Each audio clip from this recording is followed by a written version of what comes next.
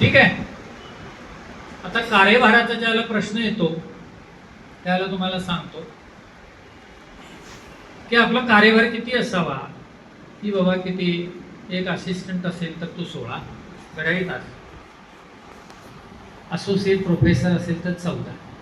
समजा एक डिपार्टमेंट आहे तर त्याच्यामध्ये किती पाहिजे, जास्तीत जास्त 3 माणसं आहेत.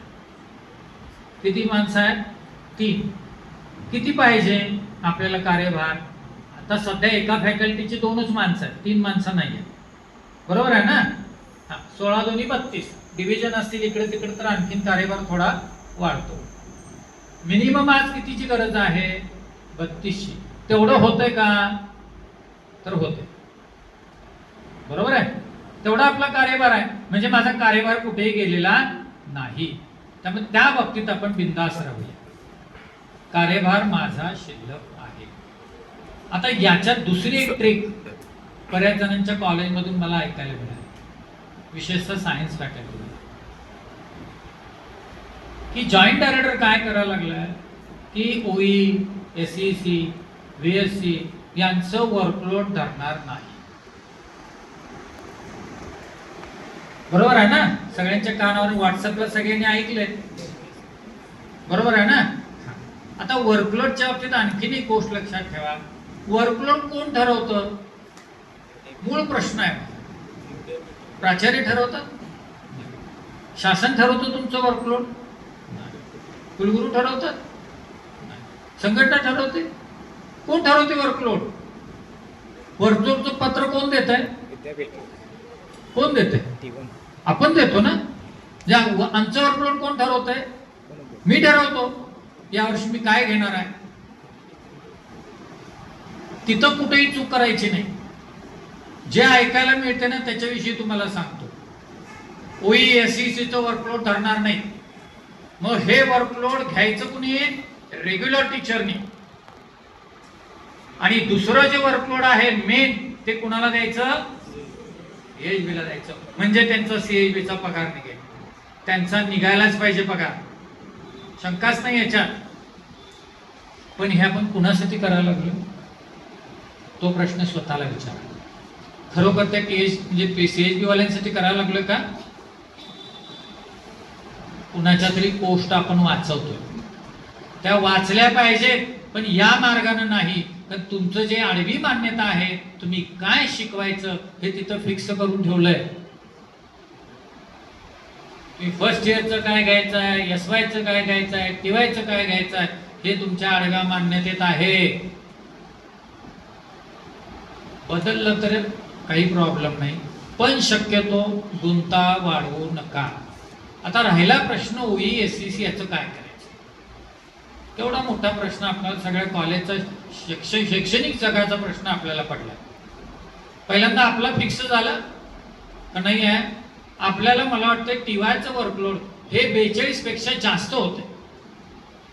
त्याची पहिला मागणी करूया आपण की जादाचं वर्कलोड मान्य करून त्याला पद भरायला परवानगी द्या. हे पहिल्यांदा प्रत्येक कॉलेजच्या प्राचार्याने जागा करा. डिपार्टमेंटचं वर्कलोड जे मर्यादित आहे तेवढंच द्या. जे प्रोफेसर आहेत त्यांनी 14च द्या. त्यांनी घ्या म्हटलं तर त्यांच्याकडून पत्र घ्या. तर युजीसीने काय सांगितलंय? 14 प्रोफेसर, असोसिएट प्रोफेसर 14. तुम्हाला जादा माणसं पाहिजेत ना? सीएचबी जास्त भरायला पाहिजे का नको? मग तुम्ही जादाचं वर्कलोड का घेता? घ्यायला हरकत नाही, माणसं मिळत नाही तिथं घ्या, पण ते जादाचं वर्कलोड सीएचबी साठी तयार होऊ दे. आता त्याला मान्यता मिळणार का? हा एक मोठा प्रश्न आहे. एक आहे ते व्हर्टिकल मधले विषय आहेत का नाही आहे? 100% आहे. जसं हायवेवरनं गाड्या पळतात सुसाट वेगानं. आज आपल्याला ड्रायव्हर दिसत नाही पण गाडी पळायला लागेल. विदाऊट ड्रायव्हर गाडी पळणार काय? नाही. म्हणजे कुणाला तरी ड्रायव्हर म्हणून बसवायला पाहिजे. कोणतरी चालवतो, विषय कोणतरी घेतो, कोणतरी तपासतो. हे कोण ना कोणतरी त्या विषयाचं काम करतं. मग ज्याचं काम सुरू आहे ते काम नाही असं कोण ठरवू शकेल? जगातला माणूस कोणी ठरवू शकणार नाही. त्यामुळे आपण एक डोक्यात ठरवायचं की काही म्हणू देत, तो कार्यभार आहे. काय सांगितलं मी? तो कार्यभार आहे, फक्त प्रश्न पडतो तो कुणाचा आहे, कुणाला द्यायचा, तो मान्य होणार की नाही मान्य होणार याच्यात काही शंका नाही, फक्त तो कुणी घ्यायचा एवढाच प्रश्न आहे. कार्यभार नाही असं म्हणता येत नाही. मग तो कदाचित CHBC कडे जाईल, कदाचित दुसरा माणूस नेमतील. सरळ गणित आहे ना, काम आहे म्हणजे. किंवा एक पर्याय आहे काय, 40% ते बाकीचं व्हर्टिकल बसते, म्हणजे ते काय होणार आहे, ऑनलाईन मध्ये जाणार. ऑनलाईन जाणार म्हणजे ऑनलाईन कोण घेणार? शिक्षकच घेणार ना, का दुसरं कोण घेणार आहे? आपणच घेणार, म्हणजे तो आमचाच कार्यभार आहे. मग तो शेजारच्या कॉलेजमध्ये सकाळी सरांनी सांगितलं IKS 120 रुपयात आहे. VEC ची काय भट्टी लागली आपल्याला माहिती आहे. IKS पण टेस्ट करू देत, आणखीन काय काय टेस्ट करू देत. एक लक्षात ठेवा, जसं पॉलिसी बनवणाऱ्याला पॉलिसी यशस्वी होण्याची भीती असते, त्या भीतीपोटी आपण सुद्धा हे होईल का, मला मिळेल का, ही जी भीती आहे, त्या भीतीपेक्षा ती पॉलिसी यशस्वी होणार याची किंवा होणार नाही याची जास्त भीती शासनाला बसायला पाहिजे. हे जर वर्कलोड दिलं नाही तर ही पॉलिसी फ्लॉप होणार. सरळच आहे. कोण घेणार ते? बरं, ग्रामीण भागातले विद्यार्थी OE शिकायला का ऑनलाईन जाणार आहे? स्वतःला आपण प्रश्न, SEC ज्याला हँड्स ऑन आहे त्या ऑनलाईन हँड्स ऑन घेता येतं? Professional skill, hands on professional skill हे ऑनलाईन घेता येतात? नाही घेता येत. म्हणजेच ते आज ना उद्या फिजिकली होणारच आहे, फक्त भीती दाखवतायत आपल्याला. काय सांगितलं मी? फक्त भीती दाखवतायत. आपण थोडं शांत राहूया. ज्यावेळेला आपलं हत्यार काढायचं संघटनेचं त्यावेळेस 100% काढूया. थोडंसं आपण मॅन मध्ये ठेवलंय, ते समोरचा माणूस काय करतो बघूया. त्यामुळं ज्यांचं डिपार्टमेंट आहे त्यांनी तिकडच्या व्हर्टिकलची सध्या चिंता करायची गरज नाही. ज्यांना एक्सेस वर्कलोड आहे ती पोस्ट दाखवा, त्याची मागणी रितसर करा, ते रेकॉर्डवर आणा. प्राचार्यांनाही आपण गोड बोलून सांगा, इतर वेळेला गोड बोलतो ह्या वेळेलाही बोला आणि सांगा त्यांना की हे सगळं वर्कलोड आपण काय करूया, जॉईंट डायरेक्टरला पाठवूया. ते तिथं पडून राहू दे, त्याची नका चिंता करू, त्याचं काय करायचं. ठीक आहे. डिपार्टमेंटचा कार्यभाराचा प्रश्न संपला. राहिला प्रश्न कुठला? सेकंड, ते ज्यांचं SY पर्यंत डिपार्टमेंट आहे. आज त्यांचे तास किती आहे? फर्स्ट इयरचे 4, सेकंड इयरचे 4, अशा 8 आहेत. आणि TYचे 4 मायनर. अप्रूव्ह झालं तर अप्रूव्ह होणार, कारण ते स्ट्रक्चरला मान्यता आहे. ते शिवाजी विद्यापीठाच्या अकॅडमिक काउन्सिलनं त्या स्ट्रक्चरला मान्यता दिली, शासनाने त्याला मान्यता दिली. त्यामुळे काही लिटिगेशन झाले तर कुठलाही शासकीय अधिकारी, कुठलेही मंत्री ते कार्यभाराचा भाग नाही असं म्हणू शकत नाहीत. मान्यता घ्यायची प्रक्रिया आपण वर्षभर, 1.5 वर्षापूर्वी विद्यापीठाला सांगितली, ही प्रक्रिया करून घ्या, तुम्हाला आज ना उद्या करावं लागणार. आपण तसं पत्रव्यवहार सुद्धा केलं की गेल्या वर्षी हे केलं असं, कारण ते टाइम बाउंड असतं. सप्टेंबरच्या आधी ती सगळी प्रक्रिया करावी लागते. गेल्या वर्षी करायला पाहिजे होती, त्यावेळेला ह्याला TYला मान्यता मिळाली असती, पण ते झालं नाही. ठीक आहे, आपल्याकडून कुठल्याही प्रकारचं आपल्याकडून काही राहिलेलं नाही, ते कुणी करून घ्यायचं होतं विद्यापीठाला. आता राहिला त्यांच्या पोस्टचा प्रश्न. 4 दुनी 8 तास आज मान्यता प्राप्त आहे. गृहीत धरू आपण TYचे पण 4 मान्य होते, जे 4 त्रिकम 12, बरोबर आहे. 12ला फुल टाइम आहे असं एखादं मला वाक्य दाखव. जसं पार्ट टाइमचं गेलं तसं 12ला माणूस फुल टाइम राहतो असं एक वाक्य दाखवा. मी तुम्हाला 100% सांगतो, असं कुठेही आपल्याला नाही. हे पूर्वीच्या JR मध्ये आहे, पण NEP नंतर तो JR लागू होईल. त्यामुळं असं समजू नका 4, 4, 8 आणि 4, 12 म्हणजे मी आहे. तुम्ही आहात तोपर्यंत तुम्ही इतर घेत आहात. SEC आपण घेतोय ते 12 अधिक 4 20 25 26 पर्यंत वर्कलोड जाईल. तुम्ही आहात तोपर्यंत ते पद आहे. कोणी काढून घेणार नाही, पण तुम्ही गेला की ते पद गेलं. तर मगाशी जे आपण CHB ची काळजी करत होतो त्यांना फुल टाइम मिळायला पाहिजे, इथं आपण ती काळजी करायला पाहिजे. माझं पद माझ्या नंतर कुणाला तरी मिळायला पाहिजे. फक्त 12 तासिकेवर शिक्षक भरायला मिळणार नाही. मग त्याला पर्यायी संघटनेने काय सांगितलं होता, एक प्राचार्यांना पत्र द्या. किती जणांना दिलं मला माहिती नाही. SY ला मेजर द्या. काय सांगितलं, SY ला मेजर द्या. 4-2 मुलं असू दे, त्याला जिवंत ठेवा, त्याला व्हेंटिलेटरवर ठेवा, त्याला मारू नका. मग सर आमची मेजरची मुलं कमी होत आहेत, हा दुसरा प्रश्न आपल्या समोरचा. बरोबर आहे ना. आता मला सांगा, विद्यार्थी आपल्याला पाहिजेत किती, हे पण एकदा बघायला पाहिजे ना. तर आपण इतरांचे 2 काढून घ्यायचं धाडस करू. दुसरं एक कारण सांगितलं जातं काय, की ही मुलं दुसऱ्या कॉलेजला जातील. किती भीती निर्माण करायची. हे आपलं मत नाही बरं का, आपले जे प्रशासकीय प्रमुख आहेत त्यांचं मत आहे.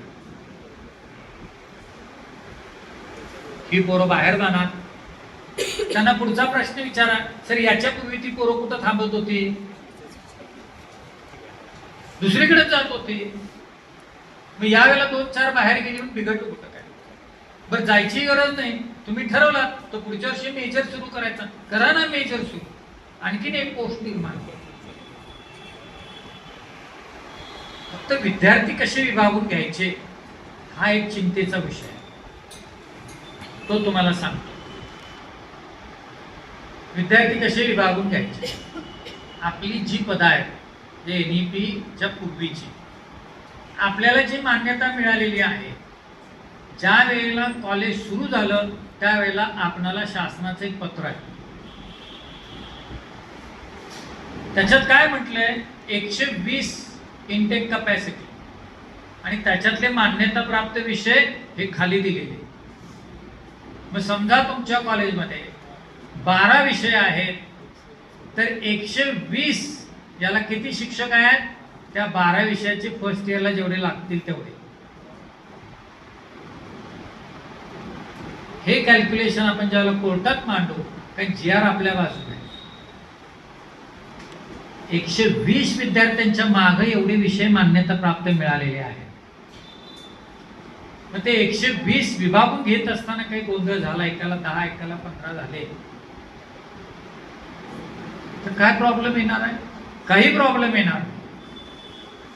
तुम्ही जर अमरावती विद्यापीठाचं जर रेग्युलेशन बघितलं तर त्या रेग्युलेशन मध्ये ही विभागणी करून दिली. हे आपण शिवाजी विद्यापीठामध्ये खूप करून घ्यायचा प्रयत्न केला, पण आपल्याला यश आलं नाही. कारण अकॅडमिक काउन्सिल मध्ये फक्त आपले तिघ नाही, तिकडे BT भाऊ देशमुख आहेत, सगळे अकॅडमिक काउन्सिल त्यांचे. आपण काय केलं, मतदान करत असताना हा माझ्या जातीचा, तो माझ्या धर्माचा, हा माझ्या पार्टीचा, हा मला कुठं पेपर सेटर म्हणून घेणार आहे, तो कुठल्या कमिटीवर घेणार आहे. मतदान केलं आपण, झालं. अकॅडमिक काउन्सिलचे सगळे चेअरमन वेगळे झाले, की जे तिथं एक ब्र शब्द काढत नाही. अकॅडमिक काउन्सिल त्या दृष्टीने महत्वाचे आहे. अकॅडमिक काउन्सिल मध्ये झालेला निर्णय तुम्हाला सांगतो, अकॅडमिक काउन्सिल मध्ये आपली जर मेजॉरिटी असती तर हे प्रश्नच निर्माण झाले नसते. काय आपण तो प्रयत्न केला, आपण अकॅडमिक काउन्सिल मध्ये मेजॉरिटी नाही तरी सुद्धा आपण जे रेग्युलेशनच्या कमिटीमध्ये आपली सुटाचे लेख होते, त्या रेग्युलेशन मध्ये आपण दुरुस्त्या करून घेतल्या. त्याच्यात लिहिलं होतं काय, जो शिक्षक जो विषय शिकवल तो त्याचा कार्यभार असेल, आणि त्या GR चा उल्लेख त्याच्यामध्ये केला होता. पण ते अकॅडमिक काउन्सिल पर्यंत रेग्युलेशन गेलं आणि परत आलं, कारण कुलगुरूंनी सांगितल्या बरोबर सगळ्यांच्या तोंडाला पट्टी नाही. त्यामुळे येणाऱ्या तुम्हाला ज्यांची सर्व्हिस जास्त आहे त्यांनी पुढच्या अकॅडमिक काउन्सिलची काळजी घ्या, हे लक्षात ठेवा. खूप महत्वाचे निर्णय अकॅडमिक काउन्सिल. विद्यार्थी संख्येचा प्रश्न तिथंच निकाली काढला असता, पण NEP आल्या. मग सांगितलं असतं काय, 120 भागिले विषय जेवढे येतील तेवढे मान्य. आणि ज्याला अकॅडमिक काउन्सिलमध्ये निर्णय होतो त्याला सुप्रीम कोर्ट सुद्धा त्याच्यात हस्तक्षेप करत नाही. ही ताकद आहे अकॅडमिक काउन्सिलची. त्यामुळे विद्यार्थी जे आहेत, आता SY पर्यंतच्या कार्यभाराचा प्रश्न संपला. मेजर दिला तर काही अडचण येणार नाही. FY किंवा मायनर 12 इतर तुम्ही घेताय, तुमचा शिल्लक राहणार, म्हणजे तुमची पोस्टला काही होणार नाही, लक्षात ठेवा. पण शासनानं ठरवलं हे ऑनलाईन करायचं बघा, कारण शिक्षक तर भरण्याची शक्यता तशी आता काय माहिती नाही काय होईल. तर व्हर्टिकल 40चं हे एकतर ऑनलाईन जाईल, हायब्रिड मोडला जाईल किंवा पद भरती. ऑनलाईन शिकवायची तयारी आपण ठेवूया, काय अडचण आहे. ऑनलाईनच्या पण पुरस्कर्ते नाही आहे, पण आपणाला आपलं अस्तित्व टिकवायचं. त्यामुळं ते आपण त्याच्या दृष्टीने आपण तयार असायला पाहिजे.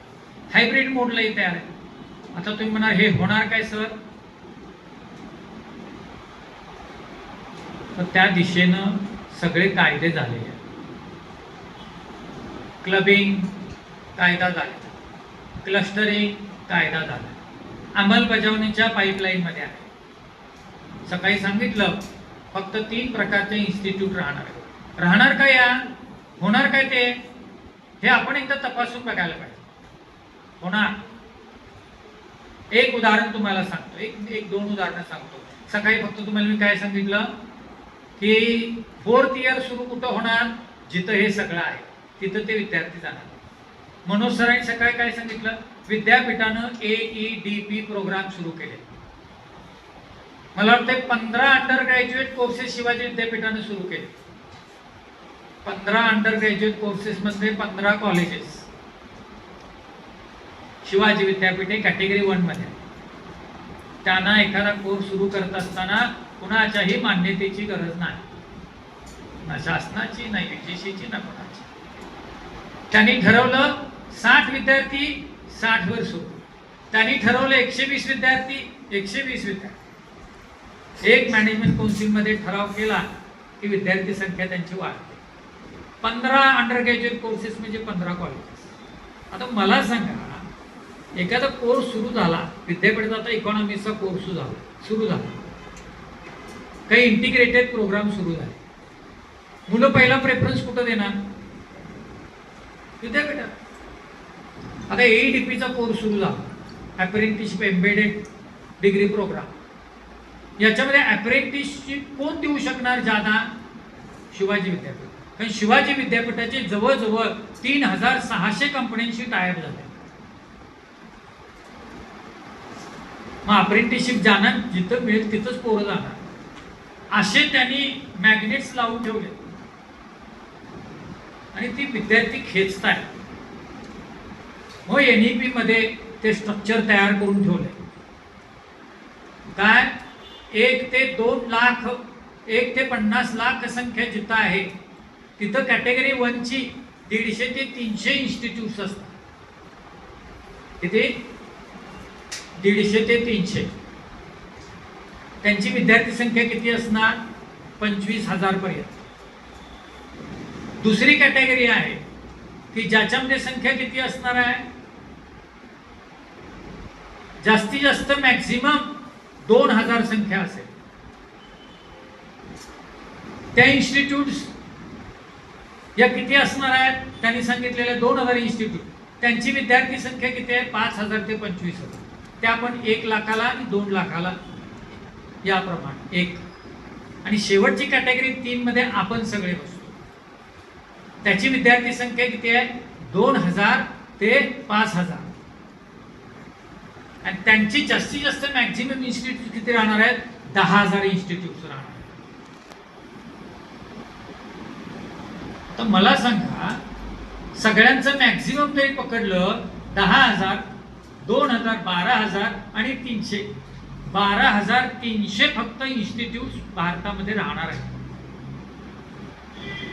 सगळ्या ठिकाणी असे हेड लावून ठेवले आहेत, मॅग्नेट्स लावून ठेवले आणि त्याच्या अंमलबजावणी सुरू आहे. त्याचे कायदे सुद्धा झालेले आहेत.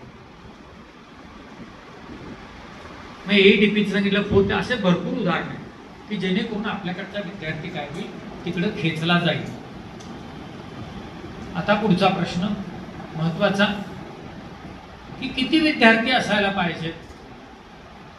तो सगळ्यात महत्वाचा विषय. त्याच्या अगोदर एखादं महाविद्यालय बंद होतं म्हणजे काय होतंय ते आपण समजावून घ्यायला पाहिजे. मग नंतर अतिरिक्तकडे आपण जाऊ. महाविद्यालय बंद होतं म्हणजे काय होतं, एक तर तिथले विषय बंद होतात किंवा तिथं मिसमॅनेजमेंट होते. ती संस्था व्यवस्थित चालवली जात नाही. म्हणजे काय, तिथे ते इन्फ्रा व्यवस्थित नाही आहे, शिक्षक नाही आहेत, बाकीच्या गोष्टी नाही आहेत आणि त्यामुळे ते महाविद्यालय क्लोज होऊ शकतं. बरोबर आहे. आता महाविद्यालय सुरू राहण्यासाठी किती विद्यार्थी संख्या पाहिजे. समजा माझा आर्ट्स कॉलेज, किती विद्यार्थी संख्या पाहिजे. आपली इंटेक कॅपॅसिटी किती आहे, 120. समजा 120 नाही झाले तर मॅक्झिमम इंटेक जे आहे तो किती आहे, सॉरी मिनिमम इंटेक किती आहे, 60. आपल्याकडं 60 विद्यार्थी पाहिजे ते महाविद्यालय जिवंत ठेवायला. किती पाहिजे, 60 पाहिजे. ग्रामीण भागातला असेल तर 50 विद्यार्थी पाहिजे. महिला महाविद्यालय असेल तर 50 विद्यार्थी पाहिजे. आदिवासी असेल तर 40 विद्यार्थी पाहिजे. पुढचा प्रश्न, सर 60 नाही झाले तर, 50 नाही झाले तर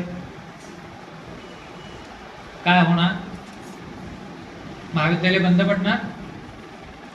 डोक्यातून काढू नका. महाविद्यालय असं बंद पडत नाही. त्याला एक लीगल प्रोसिजर. मी तुम्हाला आज फक्त एवढंच जे आश्वासित करतोय की तुम्हाला काही होणार नाही. फक्त याच्यामध्ये ऑर्गनायझेशन पाहिजे तर हे राहणार आहे. ऑर्गनायझेशन मोडली हे आपोआप होणार. आणि एक उदाहरण तुम्हाला सांगतो. एक महाविद्यालय बंद झालेलं, ते सुरू करायचा प्रयत्न केला. फक्त संघटनेचा एक माणूस त्या सभागृहात होता म्हणून ते कॉलेज सुरू होऊ शकलं नाही. आपण ते का करू दिलं नाही सुरू, कारण त्याचा परिणाम आपल्या शेजारच्या महाविद्यालयावर होणार की जिथं 25-30 आपले प्राध्यापक होते.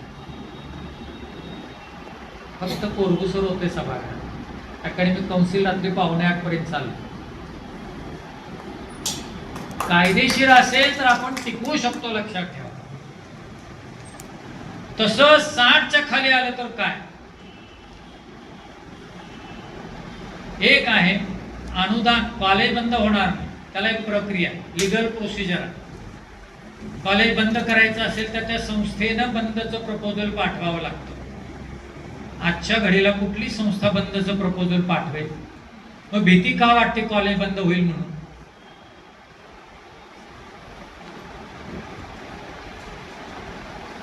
अंडे मिळत आहेत. एका अंड्याची किंमत माहिती आहे. कसं बंद होणार. त्यामुळे कॉलेज बंद करणं एवढी सोपी गोष्ट नाही. कारण ते मग प्रपोजल पाठवायचं. बरं, एखाद्या संस्थेनं प्रपोजल पाठवलं, गृहीत धरा, तर त्याला ते अकॅडमिक काउन्सिल तिथून कमिटी निघते. कमिटी येते, रिपोर्ट तयार करते. या शिक्षकांचं काय करणार, इथल्या पुस्तकांचं काय करणार, इथल्या खुर्च्या टेबल यांचं काय करणार, हे सगळं द्यावं लागतं. ते अकॅडमिक काउन्सिलमध्ये येतं. अकॅडमिक काउन्सिलमध्ये तो एकमताने निर्णय व्हावा लागतो. आपले 3 माणसं आहेत अकॅडमिक काउन्सिलमध्ये. कसं बंद होऊ देतील. तिथं ते मॅनेजमेंट काउन्सिलमध्ये जातं. समजा ह्या सगळ्यांनी मंजूर केलं तर ते शासनाकडे जात आहे. समजा शासनाने मंजुरी दिली तरी सुद्धा कॉलेज बंद होऊ शकत नाही. फक्त तुम्ही व्यवस्थित पाहिजे. त्या कॉलेजच्या शिक्षकांनी ठरवलं हे कॉलेज बंद होऊ द्यायचं नाही. तर ते कॉलेज बंद होत नाही. मग विद्यार्थी संख्या 40 येऊ दे, 50 येऊ दे, बिलकुल काळजी करू नका, कॉलेज बंद होणार नाही. सिर्फ पगार होणार काय? Next question.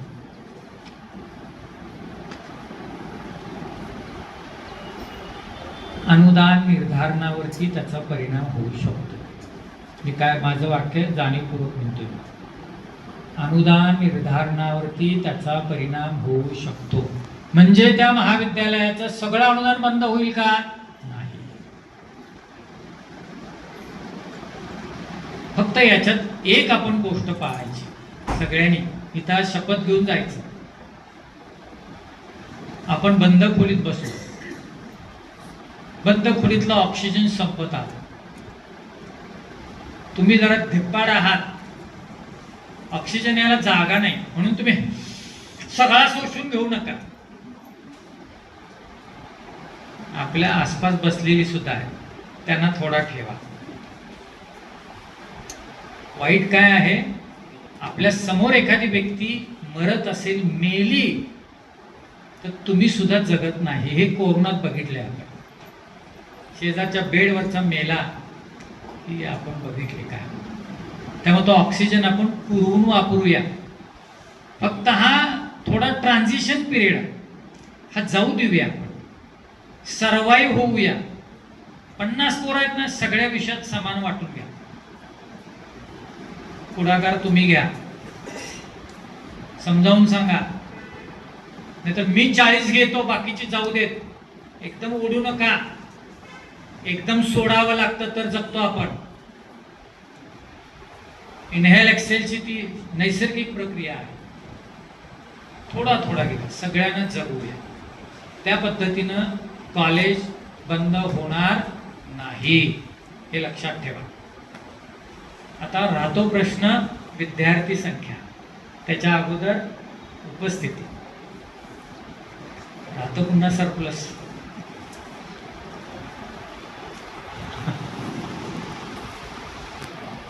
ठीक आहे, विद्यार्थी संख्येचं काही मिनिटात सांगतो. किती असावी विद्यार्थी संख्या एका विषयाला? 82 पूर्वीचं कॉलेज असेल तर 15-5.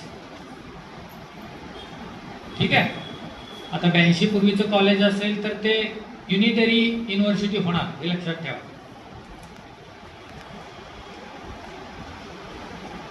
नंतर प्रश्न येतो कुठं? 95चा. 95 पूर्वीचं कॉलेज असेल 15-5,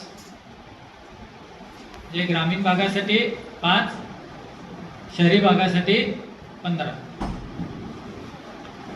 95-96 नंतरची बरीचशीच महाविद्यालय, त्यांना विद्यार्थी संख्या किती आहे? तर 24-10. शहरी भागासाठी 24, ग्रामीण भागासाठी 10.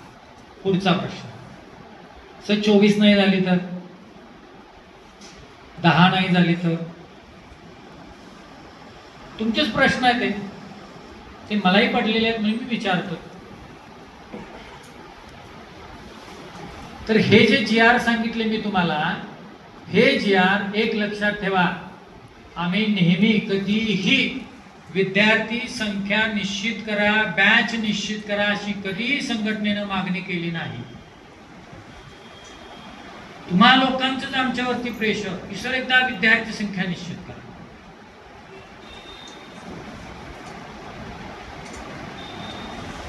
आपण ती मागणी कधीच केली नाही. कारण का? ज्या GR ही महाविद्यालय अस्तित्वात आली, हे निकष जे आहेत ते अनुदान निर्धारणाचे जास्तीत जास्त विद्यार्थी संख्येचे निकष आहे. म्हणजे 96 नंतर एखादं महाविद्यालय जर सुरू करायचं असेल, तिथं पदभरती व्हायची असेल, तर तिथं 24 पेक्षा कमी विद्यार्थी असून चालत नाही. 23 विद्यार्थी असेल तरच त्या महाविद्यालयाला अनुदान मिळतं. आता आपले तर सगळे अनुदानित झाले, मग मॅक्झिममचा निकष आपल्याला लागू होतो का? ते आपल्या पोटातली भीती आहे. मग कमी झाले, काळजी करू नका, फक्त निष्काळजी राहू नका. लक्षात आलं का? आता 24 विद्यार्थी कुठं, हा प्रश्न आहे पुढचा. फर्स्ट इयरला, सेकंड इयरला, थर्ड इयर. त्या GR मध्ये स्पष्ट उल्लेख आहे, एंट्री पॉइंट. काय म्हटलेलं आहे? Entry point. आणि एंट्री पॉइंट कुठं आहे? फर्स्ट इयरला. असं कुठलं महाविद्यालय आहे की जिथे एंट्री पॉइंटला 24 नाही आहे आतापर्यंत? आता एकाच 20 आलं, अजून यायचं आहे, पण येण्याची शक्यता नाकारता येत नाही, कारण आदर्श महाविद्यालयाला लावलेलं आहे त्यांनी. आदर्श महाविद्यालय विटा नव्हे, जे 7 महाविद्यालय महाराष्ट्रात सुरू झालेत की जिथे GR कमी आहे तिथं त्यांनी एकाच 20 लावले. ते जर आपल्याला लावलं एकाच 20, तर आपण काळजी करण्याची गोष्ट आहे की एकाच 20 लावलं तर एकाच 20 फर्स्ट इयरला म्हणजे किती, की तिन्ही मिळून 3 वर्गात किती मुलं पाहिजेत? 60 मुलं पाहिजे. मग समजा FY ला मी 20 ठेवली, SY ला 20 झाली, 18 झाली, 17 झाली, TY ला 10 राहिली, तर 60 होत नाही. हा मोठा धोका आहे. काय सांगितलं? हा मोठा धोका आहे. त्यामुळे जेवढं विद्यार्थी संख्येचं लांबतंय तेवढं लांबू दे, तेवढं मी 2 वर्षात रिटायर होतो.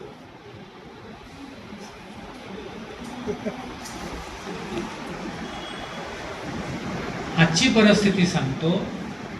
FY ला, SY ला, TY ला मिनिमम विद्यार्थी संख्या पकडून समान विभाग करून घ्या. जोपर्यंत नवीन येत नाही तोपर्यंत. ज्या वेळेला येईल त्याला आपण आपली पॉलिसी ठरवू. काय करायचं? आज पोझिशन अशी आहे, कमी विद्यार्थी असले तरी चालतात, कारण तो अनुदान निर्धारणाचा GR होता. त्यामुळे मिनिममची कुठलाही उल्लेख नाही. तुम्हाला सापडला तर मला तो GR आणून द्या. ठीक आहे? विद्यार्थी संख्येची भीती गेली. स्वतःला घाबरू नका. महाराष्ट्रात एक कॉलेज दाखवा की जिथे TY ला 7 विद्यार्थी झाले, त्यांचा पगार थांबवला. कशाला घाबरतोय आपण? भीती कधी होते? राहते मनात, संघटनेपासून लांब गेलं, जेवणानंतर लगेच घरी गेलं की.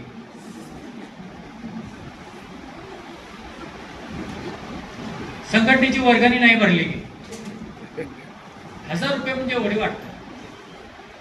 अरे काय काय करायचं संघटनेनं? म्हणजे जिवंत असतानाही काळजी घेते संघटना, मेल्यानंतर सुद्धा काळजी घेते. लक्षात ठेवा. परवाचं एक उदाहरण तुम्हाला सांगतो, वेळ झाला तरी चालेल. एका कुटुंबाला भेट द्यायला मी गेलो सांगलीला. हे तुम्ही लक्षात ठेवा, संघटना काय काळजी घेते ते. त्यांना आपण तातडीची मदत म्हणून चेक दिला. तो काय आपल्या TBFचा भाग होता. चौकशी आणि ते असं लक्षात आलं की त्या माणसाचं खूप सारं कर्ज आहे. ती जो काय फ्लॅट होता तो त्याने विकला, त्याचा व्यवहार निम्म्यातच आहे. कुटुंब भाड्याच्या घरात राहतं. सगळी व्यवस्था संघटनेने लावली. संघटनेने असंही सांगितलं की तुमच्या घरातला एक माणूस तिथं अनुकंपावर आपण घ्यायला हवे. आणि काय करायचं संघटनेने? काहीच माहिती नाही. अनुकंपाखाली घेतात का? कर्ज असेल तर ते कसं फेडलं जातं? पेन्शन किती बसते? विचारा स्वतःला प्रश्न. 55 वर्षी मी मेलो तर माझ्या कुटुंबाला किती पेन्शन मिळते? फक्त ऑर्गनायझेशनला माहिती आहे. आणि ती तुमच्या घराच्या लोकांच्या पाठीशी राहतात. मग तुम्ही संघटनेशी कशीही वागले असला तर इथून पुढे लक्षात ठेवा, संघटनेबद्दल कोणी काय बोलत असेल आपण त्याला उत्तर दिलं पाहिजे. तुम्ही शांत राहता म्हणजे तुमची संघटना मारत आहात. व्हेक्टर फोर्सेस नावाचा एक भाग आहे सायन्स मध्ये. काय व्हेक्टर फोर्सेस? मुख्य सोडून इतर फोर्सेस जास्त कामाला लागतात. हे कोणाची? नॉन नेक्सेटची संघटना आहे. नेटसेटची संघटना आहे, सीएनटीची संघटना आहे, एमफिल वाल्यांची संघटना आहे. संघटना असण्याबद्दल कोणाचं दुमत असत नाही, ज्याचे प्रश्न मार्गी लावायला पाहिजे. पण ज्याला वेगवेगळे फोर्सेस काम करतात त्याला टार्गेट जे आहे ते कमी प्रमाणात आत्मसात होतं. हे लक्षात ठेवा. त्याचा परिणाम काही वेळेला शून्य होण्याची शक्यता असते. त्यामुळे व्हेक्टर फोर्सेस मध्ये कोण असेल तर थांबवा. ही शेवटची संधी आहे आपल्याला. ही NEP ची गाडी सुटली ही शेवटी रिकामी डबे घेऊन जाणार. त्यात आपल्याला दुसऱ्यांना बसवायचं आहे त्या डब्यामध्ये, हे लक्षात ठेवा. त्यामुळे विद्यार्थी संख्येचा प्रश्न डोक्यातून काढून टाका. राहिला प्रश्न उपस्थितीचा, तेही 2 मिनिटात सांगतो. राज्यपाल साहेबांचं पत्र आहे उपस्थितीबाबत. आपण सिनेटमध्ये ठराव मांडलेला आहे उपस्थितीचा, तो मंजूर झालेला आहे. त्याच्यावर कमिटी नेमलेली आहे, संघटनेची माणसं काम करताय. तुम्हाला माहिती आहे काय बायोमेट्रिक कसं येणार आहे? वर्गाच्या बाहेर बायोमेट्रिक लावलं जाईल. जाणाऱ्या प्रत्येक विद्यार्थ्याने ते बायोमेट्रिक करायचं, वर्गात बसायचं. शिक्षकानं बायोमेट्रिक करायचं, वर्गात जायचं. बाहेर येताना सगळ्यांनी बायोमेट्रिक करायचं आहे. शासनाच्या रिसेंट GR मध्ये आहे, अनुदान किंवा पद भरायला गेले की तुम्ही आता बघा, कधीतरीच्या जॉईंट आर्टच्या ऑफिसमध्ये गेलात, विद्यार्थी वर्गात किती उपस्थित असतात. पदभरतीच्या GR मध्ये विद्यार्थी उपस्थितीचा उल्लेख आहे. विद्यार्थी उपस्थितीवर पदभरती आहे. राज्यपालांचा आदेश आलाय. आपल्याला राज्यपालांचा आदेश काय अडचण नाही आहे, पण ज्याला कोर्ट मॅटर होईल धाडसानं बोलतोय. आपणाला सर्व्हिस कंडिशन्स कोणाच्या लागू होतात, इथनं सुरुवात आपण करायची. आपण सगळ्या तोफा भरून ठेवले. काय सांगितलं? सगळ्या तोफा भरून ठेवलेल्या आहेत. फक्त तुम्हाला त्याचा फोर्स द्यायचा आहे, तरच ती उडणार आहे. एकटे चव्हाण सर उडवणार नाही. सगळ्यांचा फोर्स पाहिजे त्याला, तर ती तोफ उडणार. त्यामुळे उपस्थितीचा प्रश्न हा येणाऱ्या, आपण ते यावर्षी लांबवलंय, कदाचित आणखीन एखादी 6 महिने लांबवू शकतो. पण विद्यापीठ ते राज्यपालांचा आदेश आहे म्हटल्यानंतर ते लावण्याचा प्रयत्न करणार. आपण जेवढं शक्य आहे तेवढं आपण टाळू. त्यात पुन्हा 75% कसं मोजायचं याचं आपण सूत्र तयार करून ठेवले. त्या कमिटीच्या अध्यक्ष मला वाटलं मनोज गुजर सर त्याच्यात आहे. आपला ठराव माझ्या नावाचा ठराव होता असं म्हणू नये माझ्या नावाचा, पण आता तो रेफरन्स आहे म्हणून मी तुम्हाला सांगतो.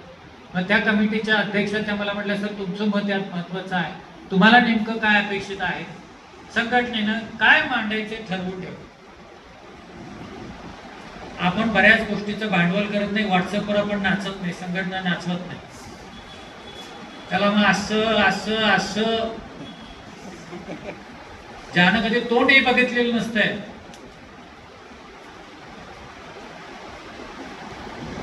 ह्या सगळ्या गोष्टी मारक आहेत, हे आपण थांबवायला पाहिजे, लक्षात ठेवा. त्यामुळे तेही आपली तयारी करून ठेवली. काय करायचं आपण त्या बाबतीत, जेवढा डिले करता येईल तेवढा ठेवू, आणि त्या 75%चं कसं बसवायचं कॅल्क्युलेशन तयार करून ठेवले. त्यामुळं विद्यार्थीच्या उपस्थितीच्या बाबतीतलं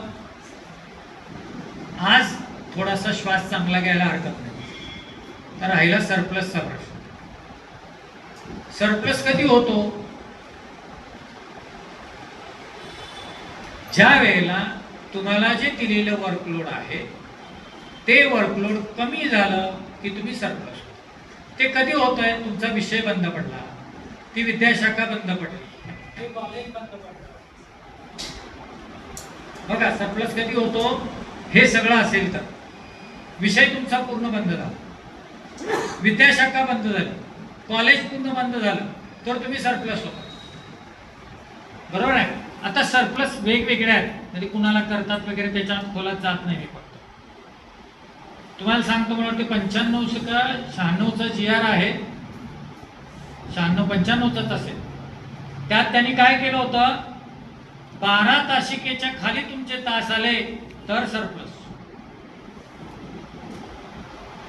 GR आहे तो अस्तित्वात आहे. त्यावेळेला संघटनेनं रिप्रेझेंटेशन देऊन जोपर्यंत 0 वर्कलोड होत नाही तोपर्यंत तुम्हाला प्राध्यापकाला सरप्लस करता येत नाही, हे रेकॉर्डवर आहे आणि GR मध्ये एम.चं नाव आहे. फक्त दुःखद गोष्ट एवढीच आहे, त्यावेळेला संघटना त्याच्या मागचे लोक स्ट्रॉंग होते म्हणून ते आपण करू शकतो. आज मित्राला मेमो दिला की तो एकटा, बाकी सगळे चहाला.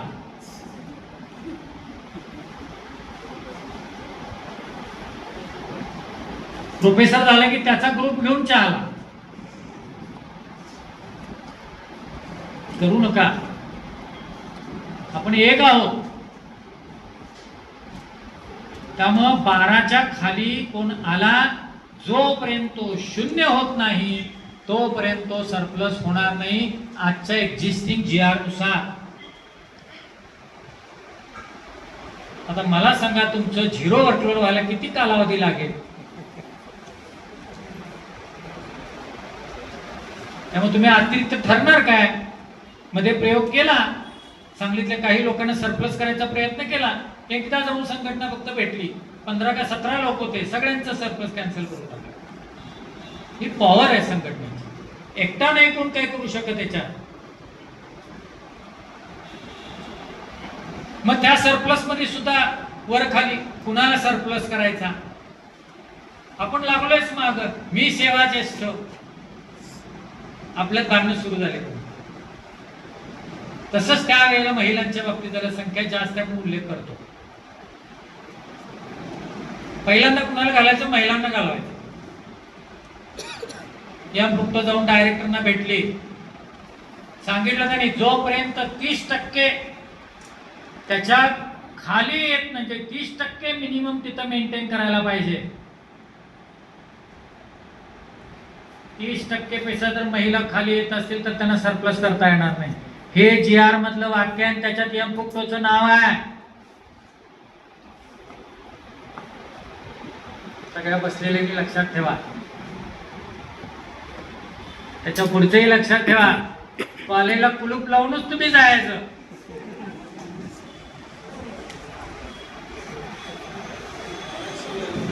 लावायची वेळ तर आपण लावायचं, आपण व्यवस्थित चालू, आपण कुणाला सरप्लस होऊ द्यायचं. तर अतिरिक्त शिक्षक या घडीला आपण होणार नाही. काय सांगितलं मी? या घडीला आपण अतिरिक्त शिक्षक होणार नाही. आता पुढे उद्यापासून काय आणखीन GR येतील, कारण आपल्यापेक्षा पॉलिसी मेकर जास्त विचार करतात, तर त्या अनुषंगाने त्याच्यावरही आपण बोलू. अतिरिक्तची जरा थोडीशी भीती विस्तारानं बोलायला पाहिजे होतं, पण थोडा आपल्याकडे वेळ नाही आहे. फक्त जाताना एकच संघटनेबाबतीचं एक माझं मत तुमच्यासमोर मांडतो आणि थांबतो. संघटना कशी चालते त्याचं एक उदाहरण तुम्हाला देतो. सयाजी बोलू काय? हा, संघटना कशी चालते त्याचं एक तुम्हाला एक उदाहरण सांगतो, म्हणजे सायंटिफिकली प्रूव्हन तुम्हाला सांगतो. संघटना ही ॲटम बॉम्ब असते, आयटम नव्हे.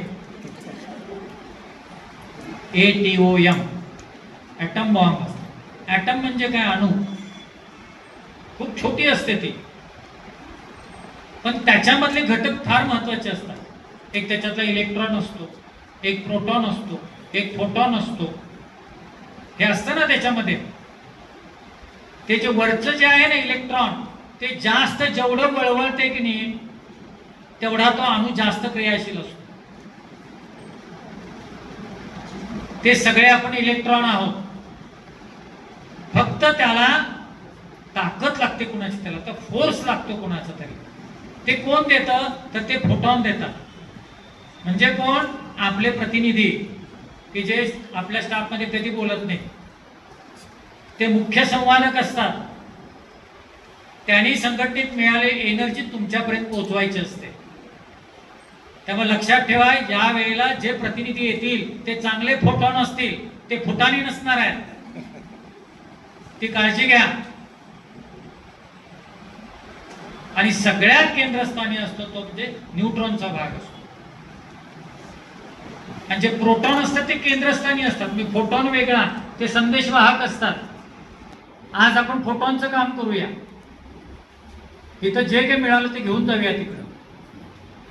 आणि त्याच्या केंद्रस्थानी असतात ते सगळ्यात महत्वाचे असतात ते प्रोटॉन. ते शांत स्थिर ते असतात, ते पदाधिकारी असतात, ते कोणाचं तरी ऐकून काही करत नाही, त्याला खूप भूमिका ठरवावी लागते. त्यामुळे ह्या ॲटमचा ॲटम बॉम्ब करायचा असेल तर हे सगळे घटक व्यवस्थित ठेवण्याची जबाबदारी तुमची सगळ्यांची आहे, ती तुम्ही ठेवाल अशी अपेक्षा व्यक्त करतो. थांबतो. धन्यवाद. कुणाच्या भावना दुखवल्या असतील तर आय एम व्हेरी सॉरी. काही उदाहरणं दिली असतील, कुणाला लागण्याची शक्यता नाकारता येत नाही, त्याचं पुन्हा भांडवल करू नका. धन्यवाद.